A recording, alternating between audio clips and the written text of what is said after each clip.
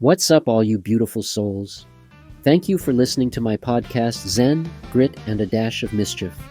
This is your favorite host, Andres, and today I want to dive into for your consideration where I assume most of you can connect the most with mindful meditation for those of us who, straight up, are not good at meditating at all. Think about that person who appears to glide through life unfazed, sitting in a lotus position for ages. That person is definitely not me. And I am willing to bet a whole lot of money that's not you either. And that's perfectly fine. Today, we will find out some reasonings as to why traditional meditation is most definitely not the only way to look at mindfulness, how practicality might prove to be more beneficial for your atypical lifestyle and brain, and how such meditation and practicality goes hand in hand. Whether it's folding the laundry, stuck on the dreaded traffic, or attempting to shove your children into their pajamas, worry not. We are about to learn how to get peace without having to sit still and clear your mind, because some people's minds don't want to be emptied, and that is perfectly okay. Take this into consideration. Try meditation, steadfast in your belief that this particular meditation session is finally going to work. You have the meditation app on, cushion set up, and are ready to discover the inner peace people always talk about. Unfortunately, your brain starts executing what I label as the mental acrobatics.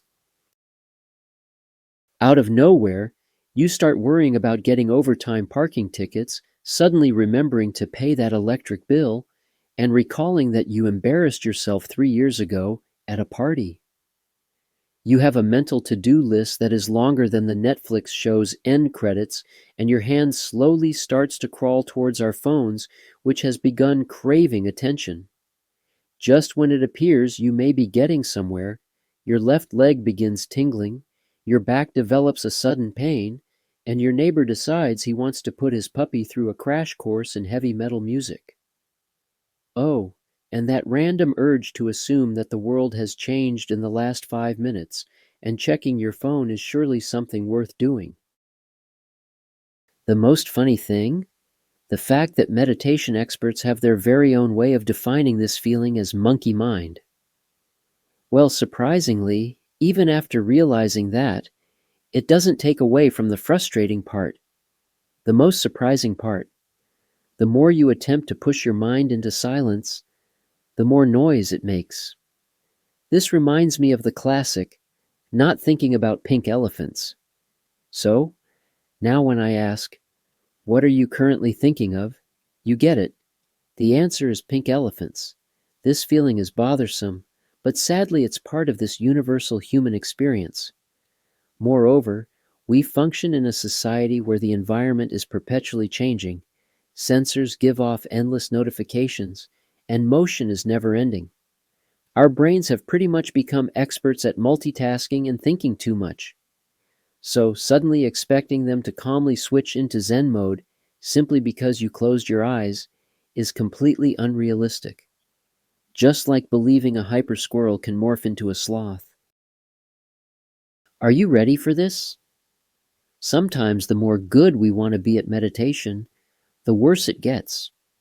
One relationship expert shows how self-judgment is, unfortunately, a byproduct of modern life. Meditation is meant to be distressing, not add more layers of stress. It's hard to relax, which means you're less relaxed, which means you get more tensed up. One simple turn can become endless loops of frustration. And have you ever pondered on the issue of traditional meditation? Oftentimes, in our society, we are made to believe that traditional meditation is within every person's reach and solves every issue known to man. It completely doesn't.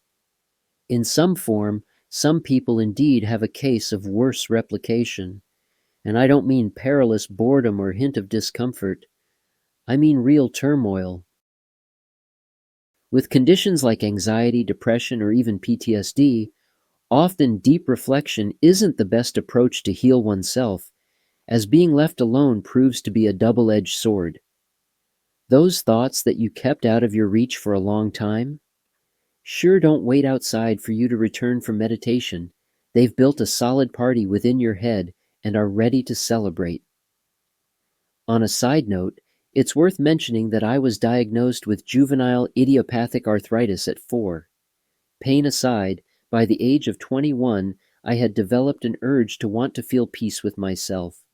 At that time, I did my best to clear my head, but my body was simply staging a revolution against its own self.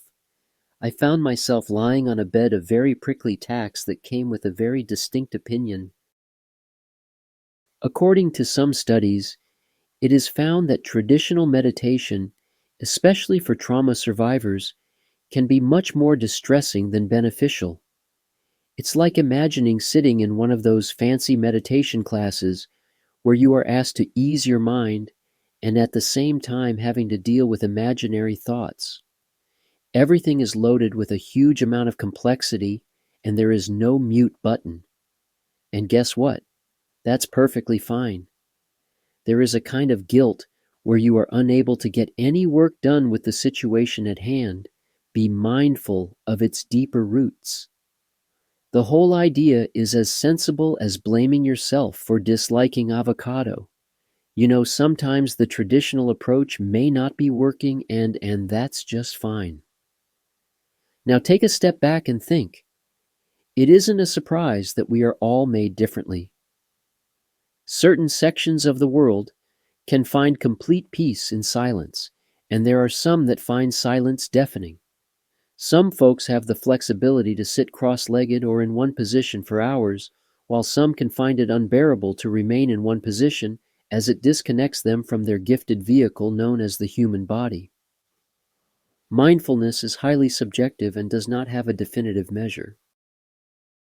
Being mindful means paying attention to what you're doing, plain and simple. It means bringing your full self to the experience at hand. Anything from doing the dishes, taking the dog out for a walk, or trying to figure out why your printer is printing in hieroglyphics. Recall those moments when you dive headfirst into activities that you relish, painting, cooking, or even holding an interesting conversation. That's actually mindfulness. You are engaged in the moment, no thoughts or distractions to fog the experience. Mindfulness to me is being the protagonist instead of an extra watching the movie unfold on some social. It's that moment when you just feel in the zone from how warm the hot chocolate mug is in your hands, the amazing and fulfilling feeling of completing a task, or simply savoring the food rather than stuffing yourself while absorbed in a YouTube video. My personal experience has taught me that mindfulness is not about fitting into a given structure. Rather, it is about what works best for you and allows you to be present at the moment. If that means never sitting on a meditation cushion again, so be it. What I believe needs further discussion is the meaning of the word mindfulness and its nuances, because as it stands, we seem to have misunderstood it, at least from my vantage point. You see, we quite often sell mindfulness as something to be practiced in nature, as is the case of a zen-master on a mountaintop. This mindset is similar to saying music can only be appreciated when seated in a concert hall. To be mindful does not require the mindset that it has to be a certain way. Avoid seeking for a state of consciousness and instead focus on being alert to your life as it is unfolding, which might be cooking toast while dealing with a fussy infant. In this case, allow me to introduce two of my favorite methods that do not require sitting cross-legged on a cushion, which I have are named single tasking and mindful walking. People who feel that simply waiting is unbearable will, believe me, appreciate this the most. Start with single tasking and move to single tasking with walking. I do not mean the exaggerated walking to the next step. Neither do I mean the brainless shuffle I know we all are familiar with, the smartphone zombie shuffle. Goal-oriented walking is when you pay attention to the environment around you. When attempting to stretch your body, take a short walk. For the sake of this exercise, I want you to do one thing. Put your phone down. Try rolling your feet from heel to toe. Examine how warm the breeze is. Take note of all the sounds around you. And yes, that includes that car alarm that has been honking for days. I began doing this after my coaching sessions, but in my wheelchair, and trust me when I say it is like going from watching something in standard definition to 4K. It's phenomenal, and you notice things you have walked past 1,000 times without seeing. That odd gargoyle on your neighbor's house, the way the morning light hits those trees, it's like it was waiting for you to pay attention. Let's now cover single tasking, which is one of the boldest things to do in modern times, focusing on one thing at a time. I understand it sounds unrealistic and a bit far-fetched, but bear with me. When is the last time you took a break to eat lunch, without working, watching something, or excessively scrolling social media? You should consider actually trying at some point. It is like eating in HD. The same applies to talk and conversations. When having a chat with someone next time, try this revolutionary technique. Simply listen. Don't anticipate what you need to say next. Don't stress over what you have to do, and don't scroll through your notifications. Just be there and pay attention to the person who is talking to you. It's incredible how much more wonderful our relationships are when we actively engage. Here's why single tasking is actually effective. It doesn't aim for perfection. Your thoughts will drift. You might suddenly recall that you didn't pay a bill, or you ponder if fish can blink. That is completely okay. The exercise isn't to clear your head, but to adequately concentrate on the task at hand for as long as you can. Imagine it as guiding a puppy. You just keep leading it to its desired location, relaying on patience and a hint of humor. Let's talk about how mindfulness and movement come together, because sometimes moving your body is what it takes to calm your mind. And no, I do not mean preparing for a marathon. These practices are for everyone and can be incorporated into anyone's daily life. How many of you let yourself relax in the shower and let all your thoughts roam freely? One might just call it a shower moment. That's because moving one's body, even on a fundamental level, allows for thoughts to simply drift away, namely somatic exercises. Picture gentle movements that allow a person to become more aware of their body. That is where somatic exercises step in. It can be rolling your shoulders back ever so slightly and really noticing how it feels, or it could be doing a restful stretch while lying down on the bed. No elaborate tools necessary, just someone who is willing to listen to their own physique. This new angle can be quite challenging to tackle, but trust me when I say that practicing yoga is one of the best things you can do for yourself. Forget Instagram and TikTok. I am talking about the kind of yoga that involves unrestricted movement, so fluid it feels like your muscles are being stretched to their utmost limits. It can be something as simple as stretching your upper muscles slowly above your head and waking them up. Or you can focus on simply breathing and repeating 2 or 3 gentle movements. The movements do not possess magic within them. Magic comes from your focus. Remember that. This is different for everyone. There's absolutely no idea from which I could change my mindset so fundamentally. In fact, there was an app in the App Store that claims you can swipe left or right wherever you are in the process of cooking, and it would make it easier. I guess that means dancing while cooking is accepted. Gardening. You'll have a shovel in hand, fingers in dirt. There's a ridiculous notion taking hold, because it begs the question, what may such a simple task devoid of all concepts and morals transform into? Chandeliers twinkle as they sway.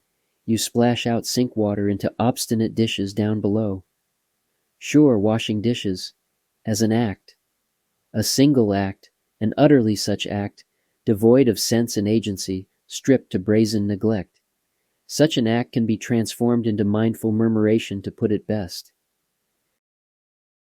One more pleasant practice that has you questioning the age-old notion of sitting still to find calm is Tai Chi. It is soothing and grounding all at once. For those that do not find Tai Chi in its traditional form appealing, it is easy to draw from its simplest principles: slow and focus. You can try focusing on the movements of your arms during the rather mundane activity of folding laundry or brush your teeth with your non-dominant hand. Movement-based mindfulness practices allow for the feeling of being in a stupor to become tangible, rather than trying to clear the thoughts swimming in your head, which more often than rarely leads to an unhelpful loop of not thinking. Now you are shifting your focus towards sensations. For a brief moment in time, your body can become an anchor to the seemingly non-stop spinning wheel of thoughts. Coming up next is a super easy yet highly effective tool, which is breathwork. Now, before you think of skipping this heading, thinking of it as just another breathe work lecture. Breathing therapy is more than just breathing deeply, and in case you happen to have a lot of stress, that is a good idea. This strategy involves using your breath, not as an object, but as a means, and a very effective one at that, for mindfulness. Let's delve into one of the most easy, yet incredibly effective methods for mindfulness: the box breathing technique that even the Navy SEALs use. Firstly, picture yourself drawing a square in your mind. Imagine breathing in for a count of 4, maintaining the pose for the count of 4, breathing out for a count of 4, and lastly, maintaining the pose for a count of 4. Believe it or not, that is the gist of box breathing. You can do this while stuck in traffic, during a boring meeting, or while waiting for your coffee to brew. No one anticipates you will do this, and for many, that is the beauty of the technique. Now trust me, this one may sound a little odd, but here goes: alternate nostril breathing. You close off one nostril with your thumb, breathe in, and then switch. Then, you exhale. It's almost like you're playing the role of a traffic controller, just with your breath. Strange concept, isn't it? Very much so. However, this practice is very effective in calming down your nervous system and can be done just about anywhere, excluding job interviews, of course. But breathwork isn't only about structured methods. It's about finding the quiet in your day to simply observe your breath. Here's an example. Next time you find yourself waiting for an elevator and are tempted to check your phone, instead try to simply pay attention to your breathing. That is mindfulness in action. Let's now make everyday nuances of one's life into active practices of mindfulness. Do you enjoy music? Try listening to a song in great detail to appreciate all instruments and vocalists used in it. Do you like cooking? Make it a multi-sensorial experience. Listen to the noises of food cooking and revel in the olfactory goodness that fills the kitchen, as well as the texture of the food. Even mindless scrolling through social media can become an active practice of mindfulness if one takes few seconds to look at each photo. The most important aspect of practicing mindfulness is to forget that something nano-related needs to be done in order to practice mindfulness. Everything is in front of you to appreciate, and you are already breathing. All of one's senses are amply available and deep breaths need to be taken. The only challenge is remembering to make use of these opportunities. Here is what I can take away from our discussion, which is mind-boggling. If you find meditation difficult and feel as though you are failing at mindfulness, you can go ahead and let go of that guilt. Honestly, just stop right here. If sitting still drives you up the wall, there is nothing fundamentally wrong with you. Always remember that forcing yourself into someone else's definition of peace is the opposite of what mindfulness is about. It revolves on the basis of what works for you. It could be walking, breathing, cooking, or even being mindful of how your OJ tastes first thing in the morning. The sole right way to practice mindfulness is the way that works for you. Consider this my challenge for you. Select only one item we discussed today. Maybe you want to try box breathing on your commute, or deliberately savoring your lunch for once instead of wolfing it down while on your phone. It is that basic. There is no stress involved when it comes to becoming an enlightened guru. Try taking one small, simple step towards being more involved in your day-to-day life. Just keep in mind that you aren't completely failing at mindfulness. It just means that you haven't exactly found your personal path yet. Thank you for spending this time with me today. If you found this useful, don't forget to pass this on to those who look like they need assistance with meditation. Keep exploring, and we'll catch you in the next episode. A blog post and show notes are posted. For those interested in more extensive meditation sessions and coaching, feel free to contact me directly.